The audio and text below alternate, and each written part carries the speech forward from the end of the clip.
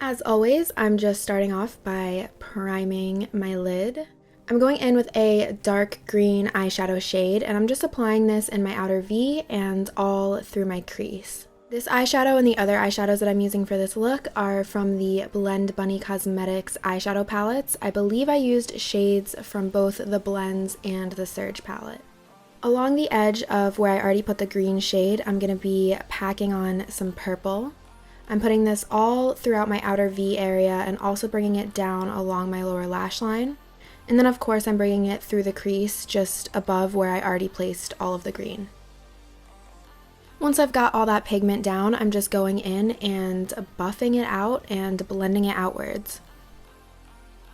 Also wanted to take this opportunity to show off this awesome set of nails that I did back in October. I was super proud of how they came out, and I definitely want to try a set similar to this again and possibly make like a nail tutorial. I don't know, I'm definitely not good enough yet at nails to be making tutorials, but you know, we'll see. I'm using P.Louise's Hint of Mint colored eye base to cut this half crease. And then I'm using more green eyeshadow to really blend that in. Now I'm going in with one of Anastasia Beverly Hills contour sticks and just contouring the crap out of my face. To go with the cream contour, I'm adding some cream blush as well. This is a purple blush from Fenty Beauty called Drama Class. And back to the cream contour sticks, I'm just going in and adding some shading around my collarbones and just contouring my whole chest area. Going back in with the blush, I'm just packing it on, making it a little bit more vibrant, and also adding some to my nose. And now it's time for me to go crazy, adding in this veining. I'm using Cosmetics Fortuna gel eyeliner. I feel like I don't have a solid technique when I do veining. I just kind of go ham with the squiggly lines. The one thing that I will say is it's helpful to add in some larger veins first and then go in and start adding in the smaller, more detailed veins. It's also helpful to use different eyeliner brushes to achieve the different, varying line weights. One thing that you probably don't want is for your veins to look super uniformed, so kind of just try to follow your creative flow and make it a little random. I'm also going in and adding a lot of veining down my neck and around my chest. For this, I also mixed the Fortuna gel liner with some foundation just to make it a little bit thinner and easier to apply for larger veins. I'm taking the opportunity to use these veins to camouflage some of my hormonal acne, so let's just, pretend it was never there. Once I'm satisfied with all of my veining, I'm going back in with foundation and patting this over top. This kind of makes the veins look like they're sitting underneath the surface of the skin, which gives it a little bit of a more realistic feel. And I'm going back in with the gel eyeliner to just make some areas of the veining stand out a little bit more bold and defined. And I'm also adding some new little areas of veining because I can't stop. Once I start adding veins, I just keep going forever. Before moving on, I'm applying the Fortuna gel eyeliner to my waterline and along my lower lash line. Once the veins are all dry and they're not going to smudge or anything like that, I'm going in with some powder contour using Lunatick Cosmetic Labs Contour Book Volume 2. I'm using a combination of the tan and purpley shades to really add an intense contour to this look, starting with my cheekbones and going up to the forehead, jawline, chest. We're doing it all, and it's an intense contour for sure. And now I'm going back to my eyes. I'm using some eye primer and just re-priming my inner corners a little bit, and then going in with Sugarpill's Lumi pigment for my inner corner highlight.